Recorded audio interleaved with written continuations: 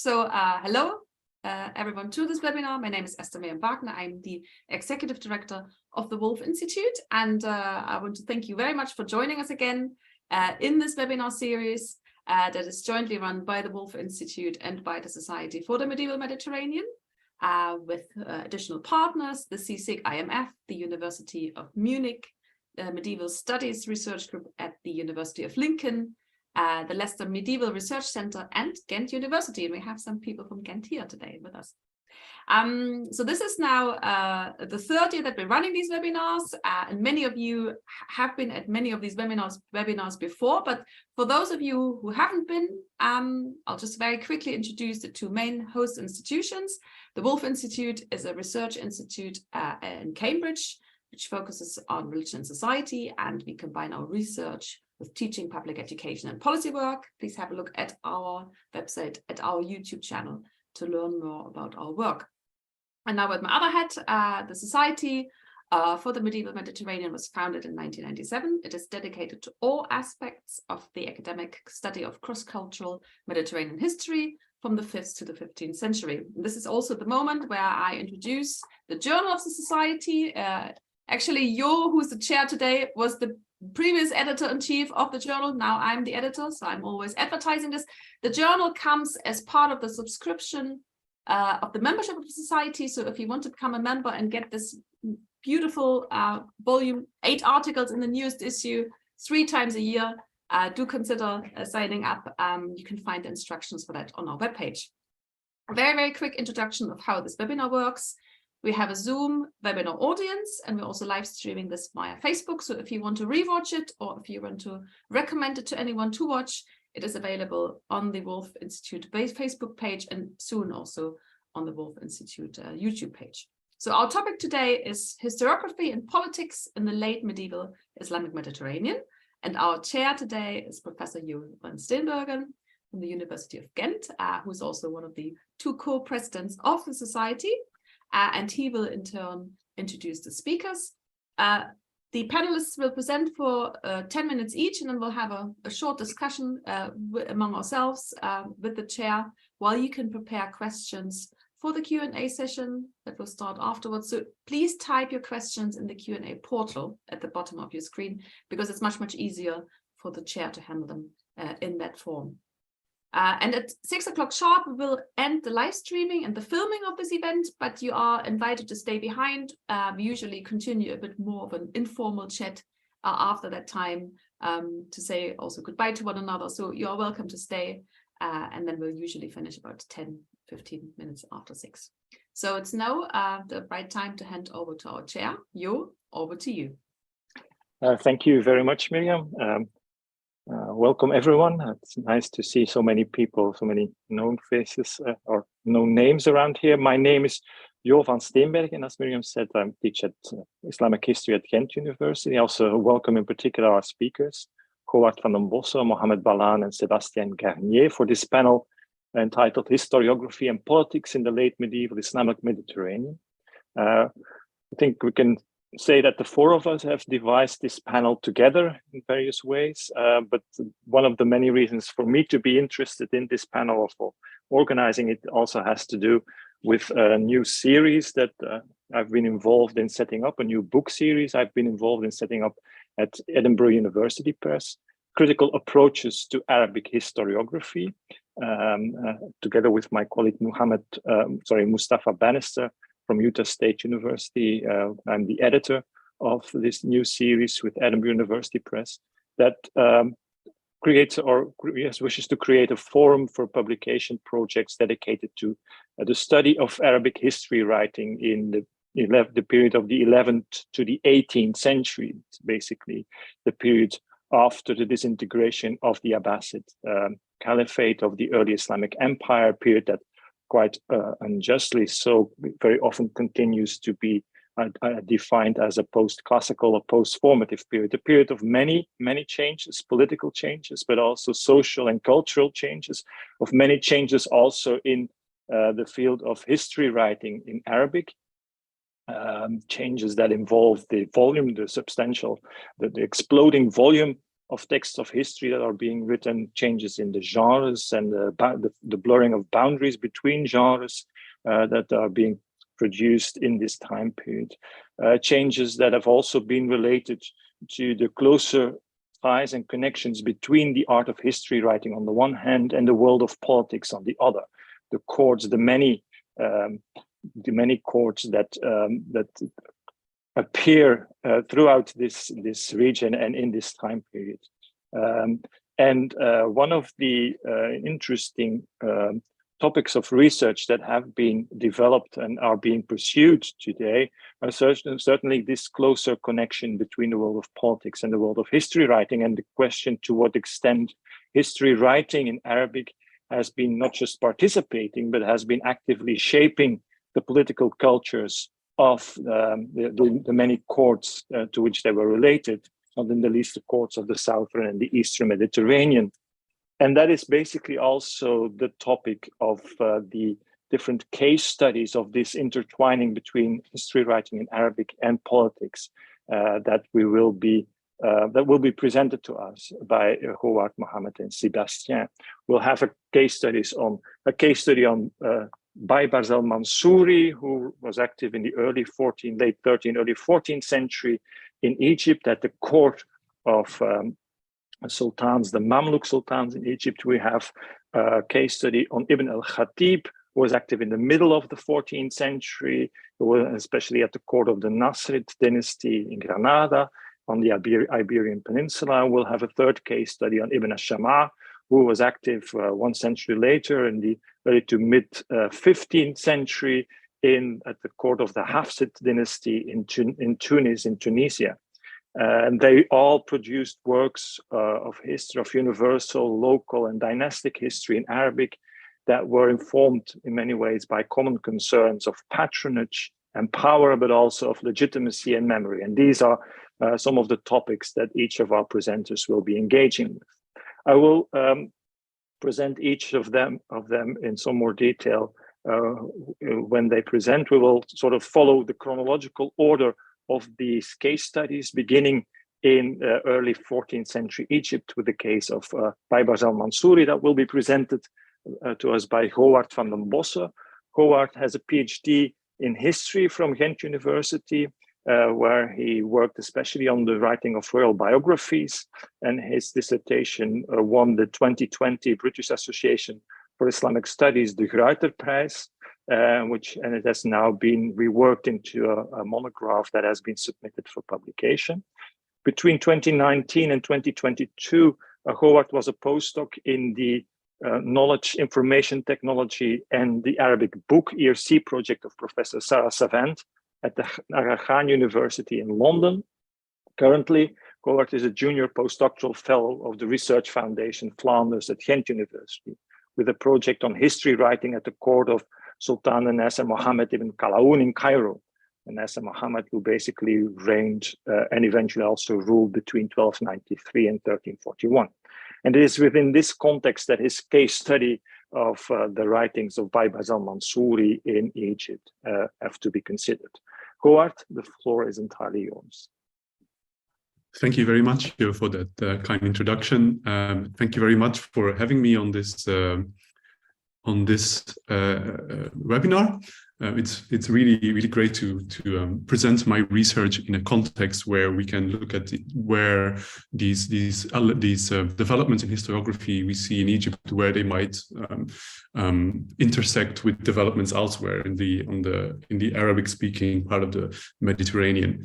As announced, my talk today will be about Baybars al-Mansuri, who is a major historian of the late 13th until early 14th century. He died in 1325.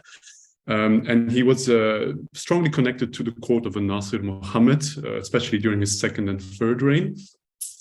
And I am studying it as part of a larger project on universal history writing, especially during the third reign of Nasrid Mohammed.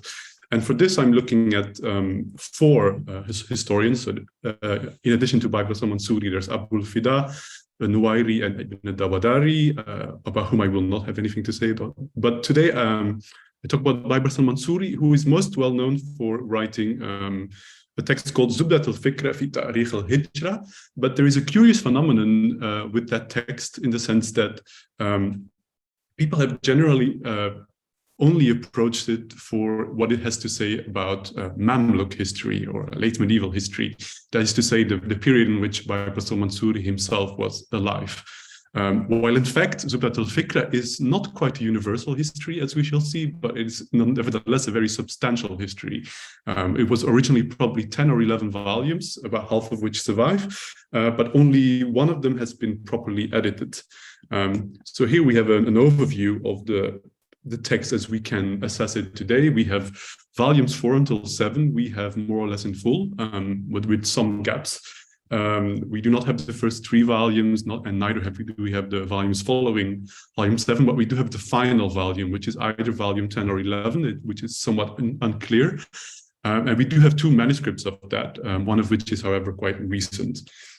All the other manuscripts are single known manuscripts and are also actually all of the same set. This is an interesting phenomenon which we can see if we look at the title pages.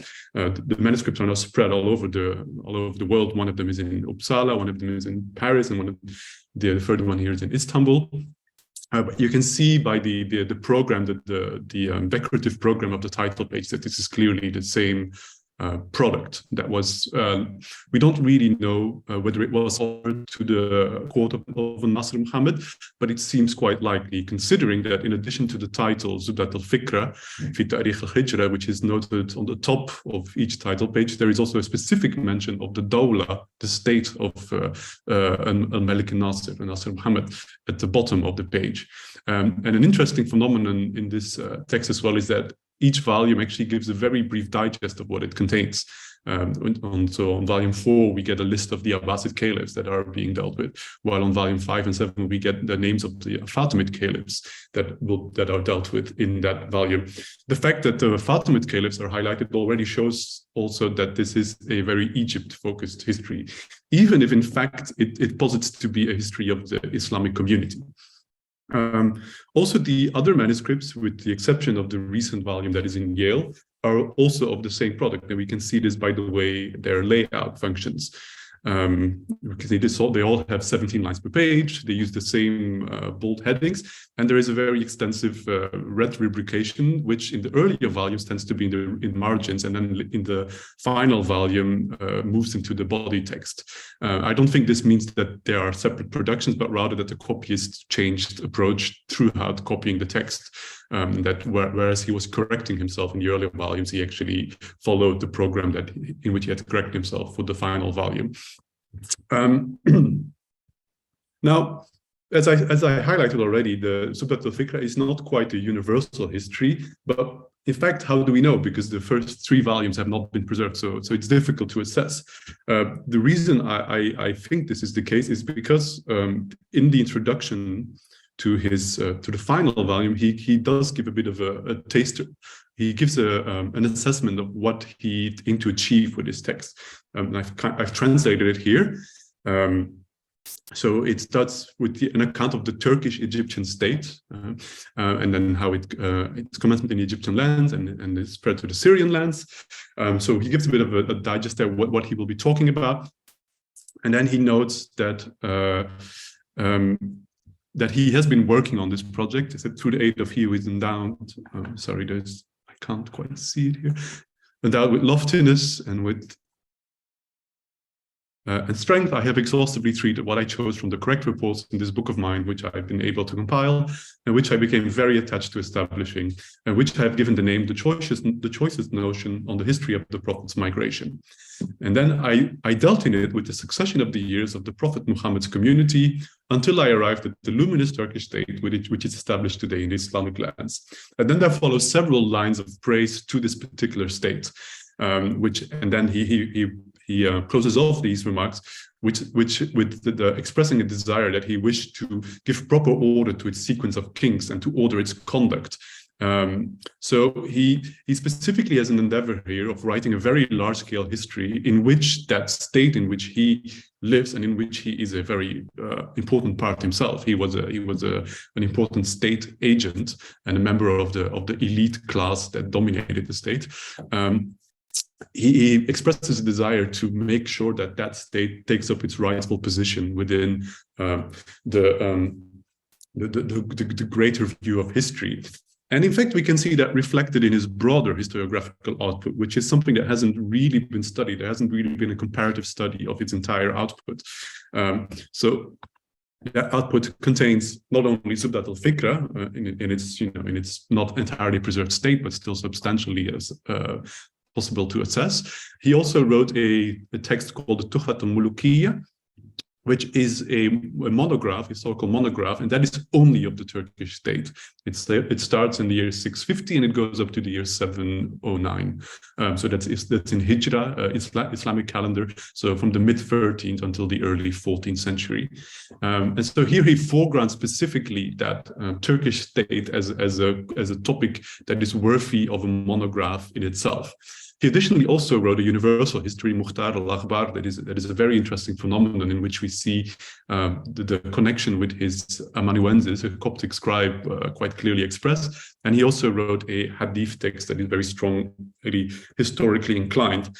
So in my project, I'm trying to assess how Baybars al-Mansuri dealt with these different scales of history across his text, and whether we can see some kind of larger project at work here, as has been assessed, for example, for al-Makrizi in the 15th century, or whether it is more of an ad hoc situation. But in any case, it's clear that he tended to want to claim the importance of his own period in a larger view of history.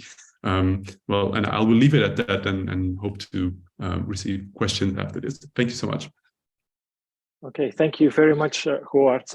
So we'll move directly on to our second speaker of today, Professor Mohamad Ballan. Mohamad is an assistant professor in the Department of History at Stonebrook University. He's a historian of late medieval and early modern late medieval and early modern Islamic world, and he received his PhD from the University of Chicago in 2019. He previously held positions or appointments as a junior fellow at the Dartmouth Society of Fellows between 2018 and 19, and as a Mellon faculty fellow at the Medieval Institute at the University of Notre Dame. Mohamad is working on his first book project, which follows from his PhD research, entitled Lord of the Pen and Sword, Genealogy and Sovereignty in the Islamic West.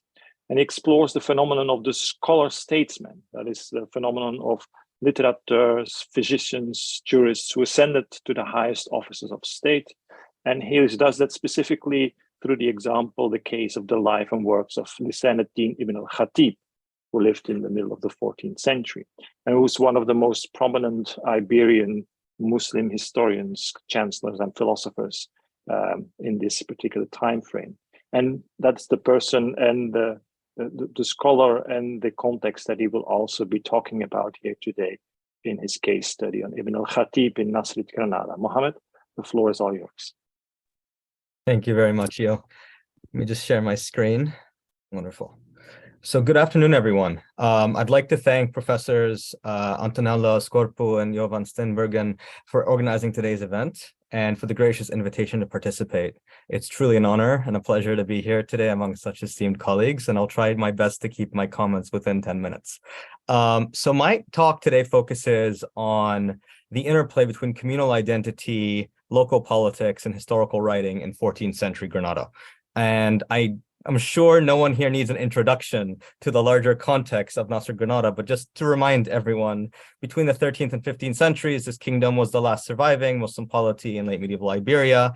It was closely connected to both Europe and North Africa, integrated within both Latin Christendom and the Islamic world in this period. And as you can see here from the Catalan Atlas, it's prominently presented here. This is the Atlas of 1375. So by the 14th century, Granada had been transformed from a regional urban center into one of the largest cities in the Islamic West. And the case of Nasrid Granada provides remarkable insight into the various social, cultural, and political processes occurring in the late medieval Islamic world, whether we're talking about the reconceptualization of sovereignty and political legitimation, new intellectual and religious syntheses, bureaucratization, or the emergence of local identities. This provides an ideal case study for thinking about all of these major developments. One particularly important trend, one that Yo already mentioned, that animates my research is the rise to prominence of scholar officials. And these were individuals who rose to prominence from being chancellors, treasurers, and physicians to being one of the most preeminent individuals of state. So for much of the 14th century in Nasrid Granada, various members of the secretarial elite in particular, the Kutab, occupied some of the most senior offices within the kingdom and contested power, often violently, with the established military elite or nobility. And these scholar functionaries were primarily from provincial families, including immigrants from Christian Spain who had established themselves in the royal administration, which was increasingly identified with the Alhambra in the 14th century. And this institution, the chancery, became an important avenue for social mobility. So this is the essential context for any study of Ibn al-Khatib's life. So during the first half of the 14th century, 5 individuals who had begun their careers as financial officers, scribes, or physician, rose to the position of wazir, chief minister, the highest executive office within the Nasrid kingdom.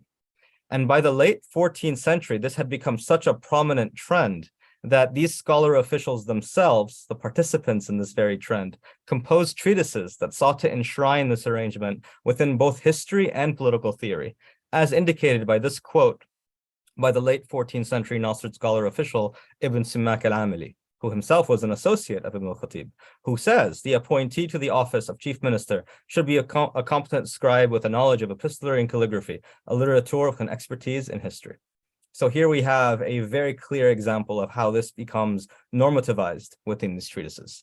And the individual I want to speak to you about today is Lisan ad-Din ibn al-Khatib, 1313 to 1374, who would rise from his position as scribe, physician in the Nasrid court to become one of the most powerful chief ministers and chancellors within the Kingdom of Granada, exercising supreme control over the military, political, and fiscal spheres between roughly 1349 and 1369. 1369.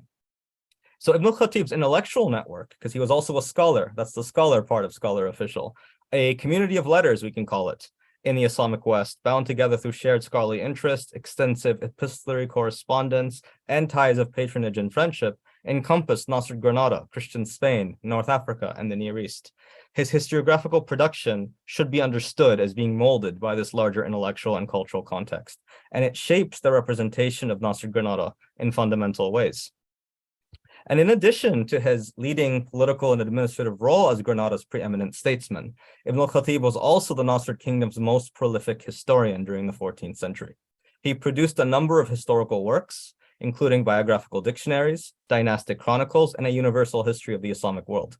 Ibn al-Khatib also composes an extensive travelogue, an autobiography, and a family history, illustrating the ways in which he wrote history in a number of registers and across genres, basically.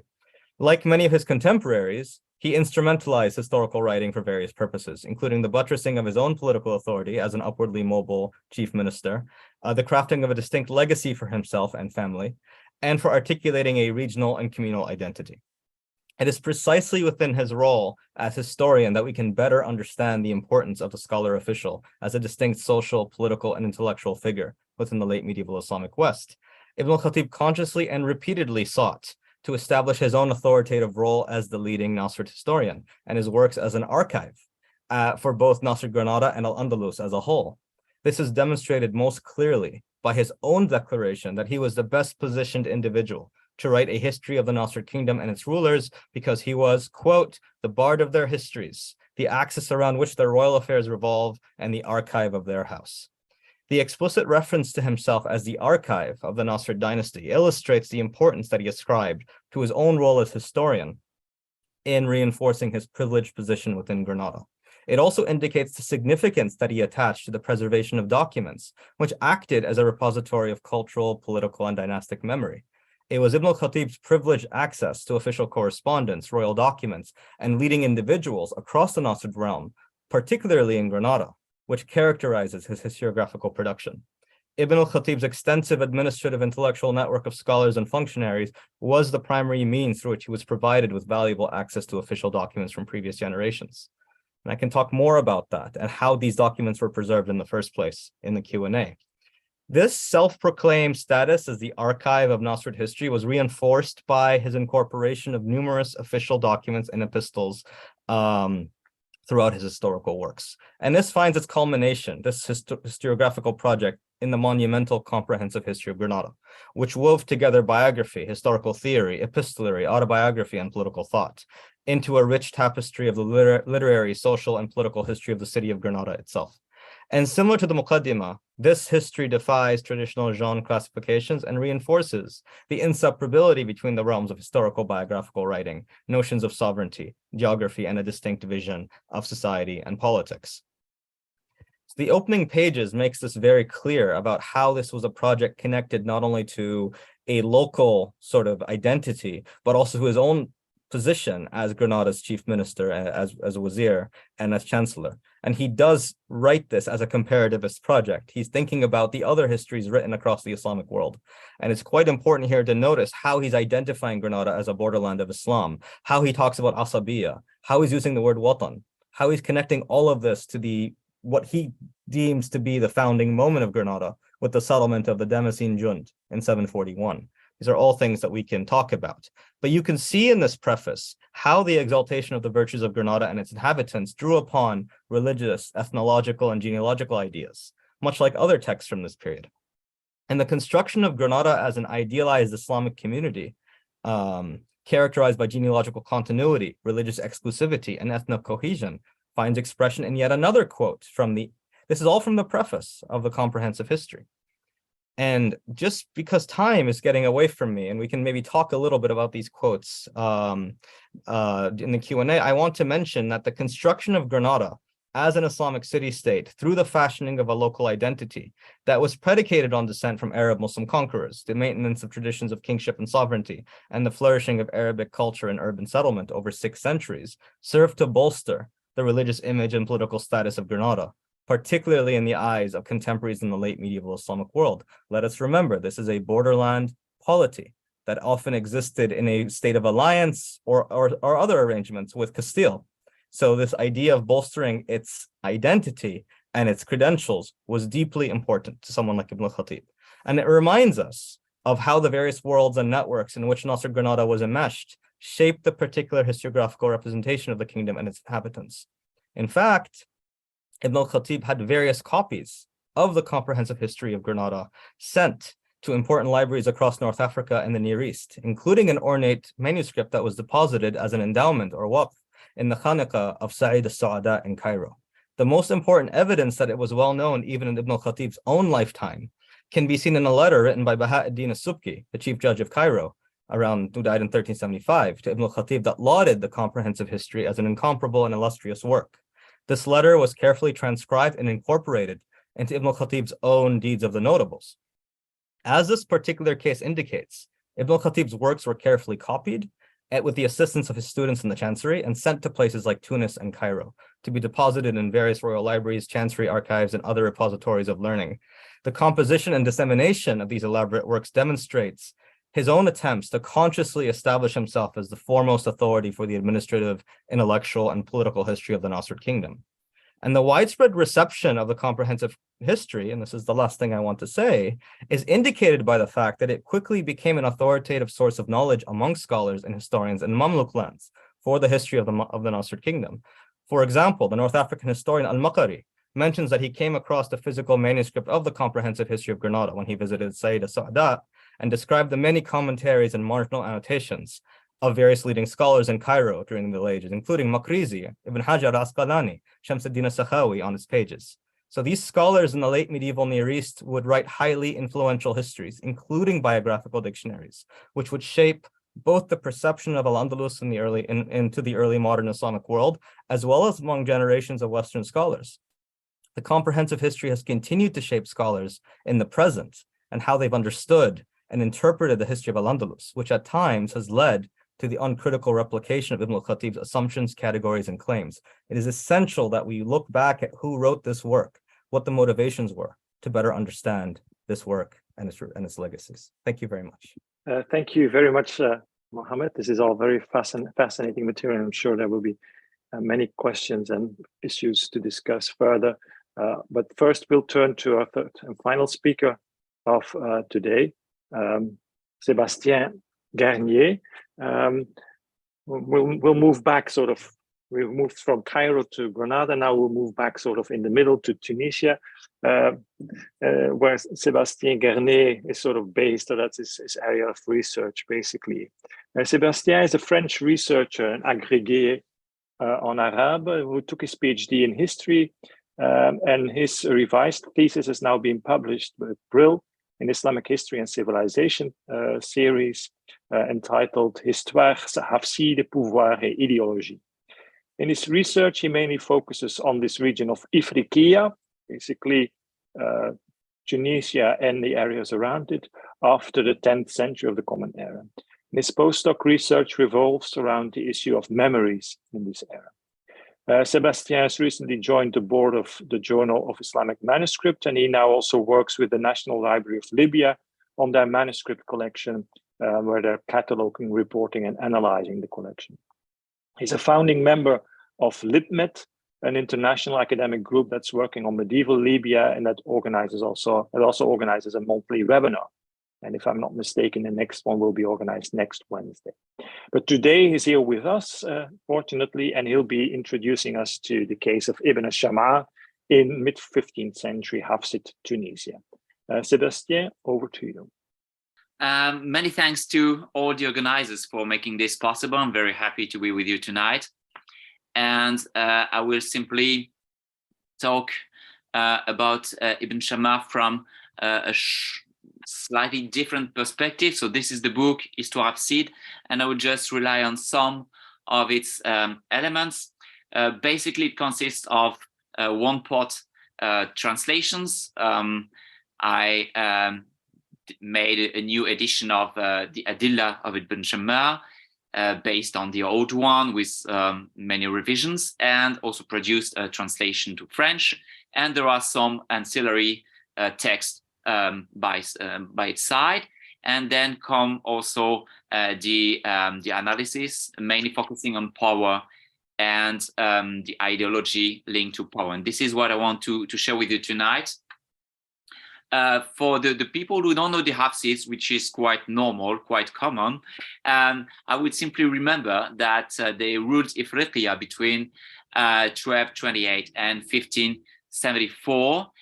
They are not the most studied dynasty, but they played quite an important role, especially due to the location between the western part of the Islamic and its eastern part. Now let's turn back to Ibn Shamma. He wrote his Adillah in 1457. It was the second one about the triad of the Restoration. This is the period stretching from 1370 until 1488, with Ibn Qunfudh, who wrote the Farisi at the beginning of this century, and the Zarkashi, who wrote his Dawlatain relatively at the end of the same 15th century. And what is interesting in the Adillah of Ibn Shamma is that it's a complex patex supports a strong pro-domo plaidoyer, and we'll just try to explain this thereafter. And it allows us to study in detail the road, the ideological program of this late period. And the question I simply ask is, what do you write when you serve the Hafsid? And we just see both parts of this question. So this is for the first part.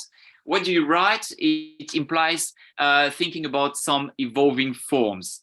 I would just give you a short topology of what could be conceived in this respect. The first one, the first possibility, let's say, is simply reporting single events. For example, at the beginning of the 13th century, with the arrival of Abu Muhammad Abdul Wahid, who just landed in Ifriqiya, sent by the Almohads, or the Mu'minids, should we say.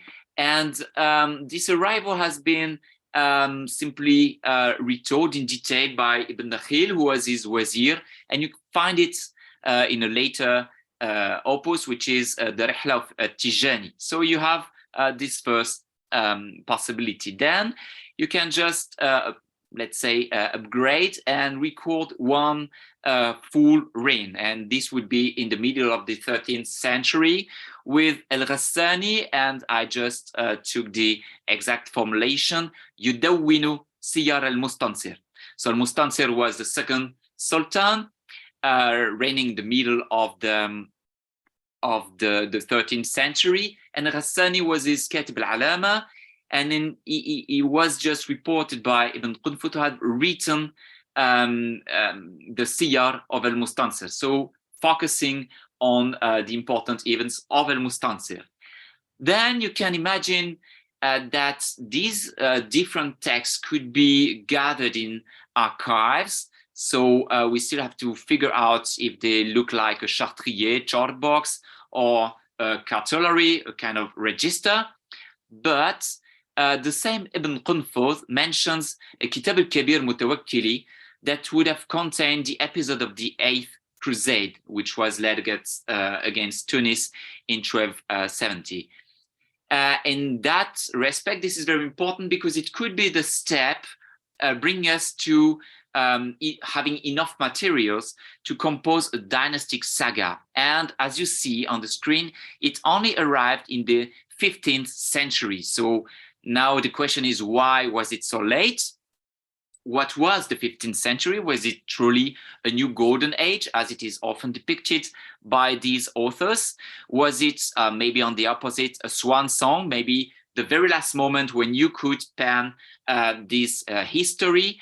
I think something very interesting and that very much impressed me was the way Maya Schatzmiller was talking about the Marinids and saying that when they arrived in power, when they simply defeated the Almohads, one of their very first challenges was to write a history of the dynasty, even if it was a little bit early, but they needed it against the Fassi milieu where they had landed. And it was something very important to see that it simply was the answer to a critical ideological situation, also political, of course. Now, the second part of the question, when you serve the Hafsids, and it brings us to the idea of power legitimation, how do they proceed? How does, for example, Ibn Shamma proceed? In three parts. And he mobilizes the idea of being empowered because you have 3 times the right to do so. First right is the right of the past. We duly inherited Afriqiya, so this is a legacy, and it relies on the concept of Bicephalism that is, according to these authors, especially with Ibn Shamma, that is to be found at the heart of al-Muhaddism, the Tawheed. For example, Abu Hafs, who is said to have been the founding father of the Hafsids, he made the Mahdi, Ibn Tumar, in the 20s. He made the Caliph, the first Caliph, Abd al-Mu'min, probably in 1130, and he also allowed his son to become the heir. So he helped actually the patronalization of the power. Another key figure would be his son, Abu Muhammad Abdul Wahid, who died in 1221, and he is recorded for having pacified Ifriqiya against 2 main political problems that had started at the end of the 12th century, the Banu Ghaniya and Qaraqush. The Mamluk, probably we could talk about that later. So this would be the right of the past. We are here because we inherited Ifriqiya. Then comes the right of the present. We are here because we do, presently, we do good deeds. And of course, it reminds us of the first part of Al-Amr bil-Ma'ruf. So this is the whole evergetism that is displayed by these sultans, especially these expenses for the benefit of all, what Paul Vane called opera publica. And you have the Hasanat, Mahasin, Fadail, Manaqib that are detailed for specific rulers. And For the dedicatee, Abu Amr Uthman, you only find the term ma'athir, and this is the only thing you find for his reign. Nothing political, nothing military. For example, the building, yes, of madrasa, of water supplies, libraries, but also the care you have with scholars and holy men. And the last right is the right against our enemies. We maintain order, and this is of course the second part of what had preceded, وَالنَّهْيُ عَنِ الْمُنْكَرِ. And basically this is fighting the Arab who are depicted as Hiraba bandits, and are linked to the Black Legend. This is this famous Dukhul al-Arab, and this is actually the conclusion of his history. So this, I think, could be helpful if we have to think about this question. I wanted just to make some advertisement for next Wednesday, because we will talk about history, but in a different way in the LibMed webinar about a local memory of Tripolitania. So this is something totally different compared to what I've been saying right now. And I think it could be quite tricky, quite interesting if you want to follow on this discussion. Many thanks. Thank you very much, Sébastien, for introducing us to another very rich and interesting example of how history was being written in the southern Mediterranean and how it intersected very strongly with the world of politics. So the floor is open now for questions. But please post your questions in the Q&A platform that you find advertised on the screen. But take your time. First, open the floor myself with a more general question through our three panelists, and inviting them to think perhaps also a bit of the notion of the community of scholars that Mohamad referred to, and to what extent these three authors, Mohamad very nicely, and I think each one of you very nicely brought out this notion of how they very much should be understood in their very specific local context, but at the same time, how they're also related to wider trans-regional trends of scholarship and more general history. Could you expand on that?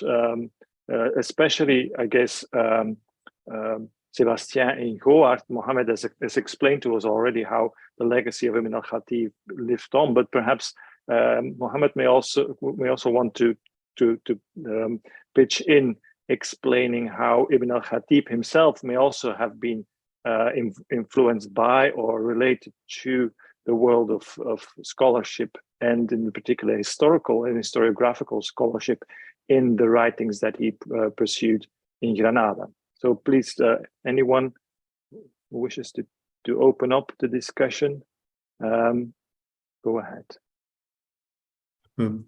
Yeah, sure, I can say something. Thank you. Yeah, I think that's when I was listening to Mohamad's talk, there were a lot of bells ringing, like, oh, I see this happening as well in the work of the historians I work on, and same with Sébastien's talk. And I think indeed this connection to wider trends of scholarship is really really important. In the case of Baybars al-Mansuri, it's quite interesting considering that he doesn't actually have a traditional scholarly background. He has a background as a military slave. He was himself a Mamluk that then rose through the ranks to become one of the leading amirs of the Sultanate. He was briefly a dawadar. He was also a governor at some point. He got into trouble at some times with politics. But from his writing, it's clear that he also very, very strongly identified with what was happening, scholarly speaking, in Cairo and Damascus at the time. His chronicle is full of poetry, a lot of rhymed prose as well. So he's clearly participating in this kind of literary way of writing history that was pioneered by scribes in the 13th century. It seems possible that he knew those scribes as well, and that he took inspiration from what they had been doing. And it's also very interesting that he wrote a hadith work on the side as well, which has with this very strong historical layer to it. So I think he was definitely trying to participate there and and to situate himself not only as a as an important political player, but also as an intellectual that wanted to participate in the intellectual field of Cairo and make an impact in that sense. Sébastien or Mohamad, you want to? If we consider the three authors I mentioned, Ibn Qunfudh, Ibn Shamma, and al-Zarkashi, the interesting thing is that they were very minor people, actually. So we could have expected, of course, important people at the court, or let's say in the Tunisian environment, who could have written something about the history of the Hafsids, either a major Khatib, or the Hajib, for example, Ibn Tafrajin, or why not also a scholar, well-known scholars like Ibn Arafa, al-Burzuli, and others. But if you consider, for example, the project of Ibn Qunfudh, he belonged to the notability of Constantina, but he was not a major figure in compared to other scholars, and his book was mainly a try to go back to the good favors of the Sultan after the rebellion of Constantina. If you consider also Ibn Shamma, he was almost a nobody. He's only the son of a Shamma who was not so well known, even if his son tries to make him a very intimate of the Sultan. And he was probably, Ibn Shamma, an obscure khizana keeper, caring about the books. So not a major figure. And the last one, Zarkashi, is said to have been the son of a slave, of a former slave, who had been freed later. And you can very hardly find some trace of his activities in Tunis. So this is very interesting because these three characters use history as a way simply to gain favors at the court. But it is not because the Sultan would have requested them to do so. It never appears. It could have been the case, I mean, something unofficial, but practically speaking, this is not. So they cannot be put at the level of Ibn Khaldun or Ibn Khatib and so on. So this is very interesting. The fact that mainly the Hafsids were not, politically speaking, so much concerned by this issue, writing their own history.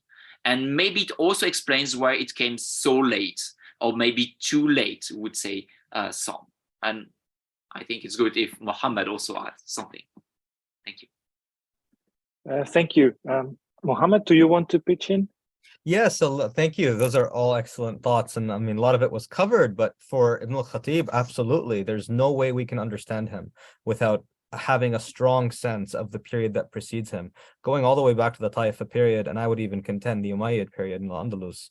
But the specifically important moment is the Almohads. I mean, Almohad historical writing here needs to really be given a centrality of place, where you see the increasing number of kutab associated with the dynasty that start to write histories, right? Chancery practices that are transmitted directly to the Nasrid period. I mean, Ibn al-Khatib's teachers are the students of the last generation of Almohad chancellors, same people, right?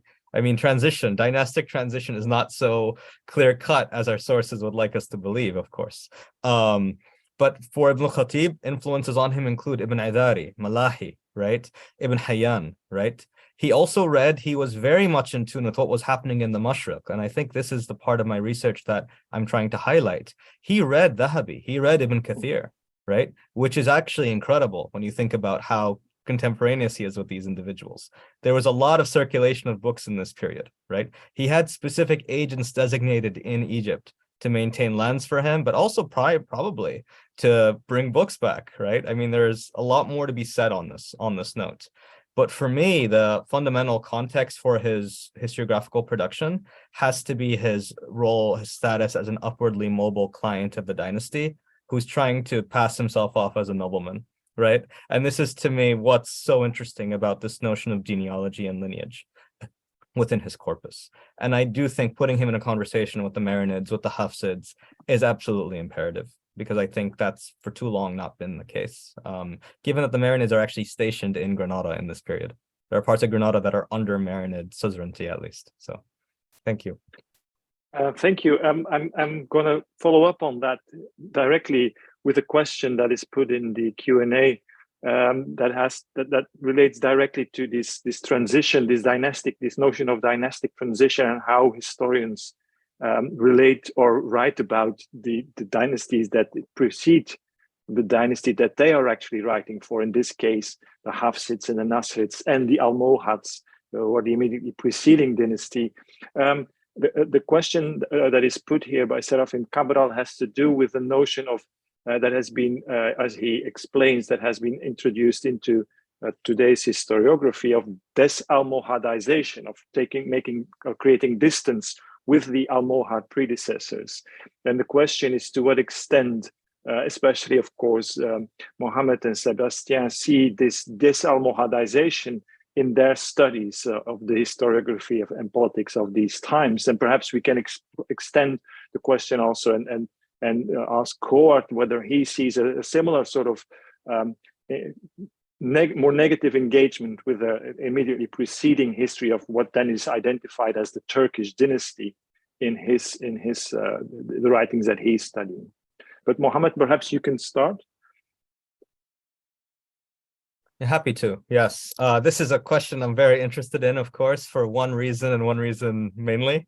Ibn al-Khatib visited Tinmal, right? He actually physically went to Tinmal and notes all the sites he saw. He visited what he calls the remnants of the Almohads. And of course, this is in the Marinid dynasty, right, in the 14th century, where they're slowly being effaced. Their legacies are slowly being transformed. So we actually have various ways we can assess how he's looking at the Almohads.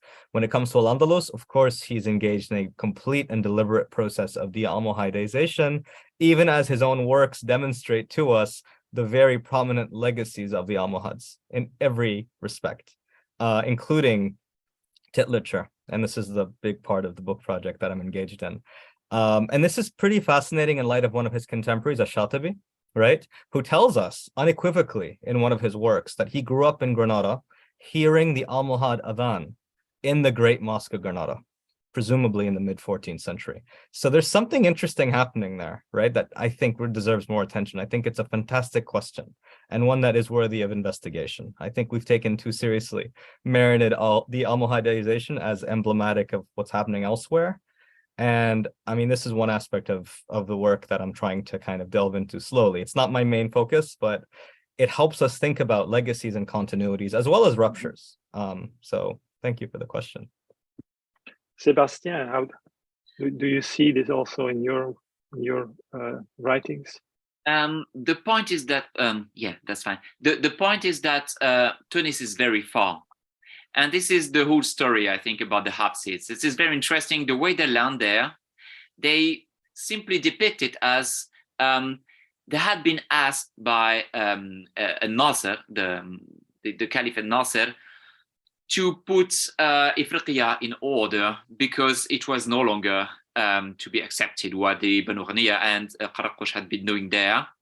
And there were also there is the whole story about the way Abu Muhammad Abd al-Wahid is just doing a favor to the Caliph, maintaining himself there because he is the only man of the situation.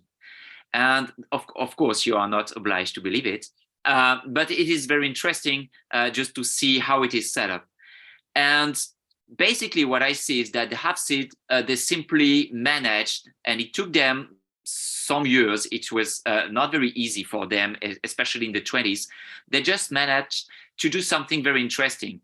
They wanted to sever the ties with the Almohads because they wanted simply to run Ifriqiya on their own. This is quite clear. But also they needed just a kind of legitimation. So they just did the minimum. And you see it, for example, in the whole numismatic corpus. You have very few elements. The only element is the Mahdi, but actually what is left from Mahdism or Al-Mahadism in Ifriqiya nothing. So this is a tool they use to make themselves appear as legitimate, but they do as much as possible in order to integrate themselves to the Maliki environment, and they succeed very fast. If you read Tijani, who wrote at the beginning of the 14th century, so it means less than 1 century after their coup d'etat, you simply realize that there is nothing Almohad in this book, almost nothing, let's say. And it's very interesting to see that. And the mentions, for example, of Abd al-Mu'min or Ibn Tumar are very scarce. So this is just another word. And the main point for this family, for the Hafsids or the clan, was just to make sure that they would remain in command in the area. And this is what they managed to do. Then I would say, yeah, Tunis is very far from Marrakesh, and this is probably what happened. Thank you very much. Gowaart, do you have any ideas to share about this notion of dynastic transition? Yeah, thank you. Yes, I think it's actually really important to understand, especially the work of Baybars al-Mansuri, because as I've discussed, he has these, he has a separate work on the Turkish state, which is what we refer to as the Mamluk state now, and he specifically singles off that period in a separate volume, which is also something we see in the work of Ibn al-Dawadari.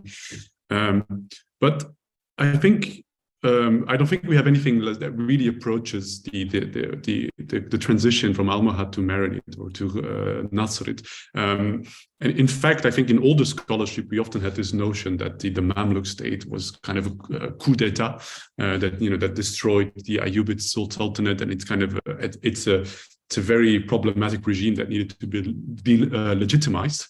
In my book on the early period of that state, I specifically argue that it's not actually super productive to focus too much on this idea of legitimization. It seems that actually the sultans were not actually considered as very unlegitimate. And if you only read the sources of that period as legitimizing, you kind of miss the complex interplay between author and historians and sultans that is at play there. But I think at the same time, I think by the early 14th century, there was a growing awareness of the fact that this was maybe not quite the same state anymore as it was under the Ayyubids. And this is very clearly reflected in Baybars al-Mansuri, and I very hypothetically, maybe this is an early form of Mamlukization, which is what you have written about extensively, Yo. But I think Baybars al-Mansuri has this idea that there is a distinct state, and he seems to be the first one to do that. And Ibn Dawadari kind of picks up on it as well. I think, of course, later on, scholars like al-Makrizi in the 15th century, Ibn Hajar, they pick up on this much more, and they have a much clearer idea of it. But I think Baybars al-Mansuri is at kind of is pioneering this idea. So yeah, rupture and continuity are important themes there as well.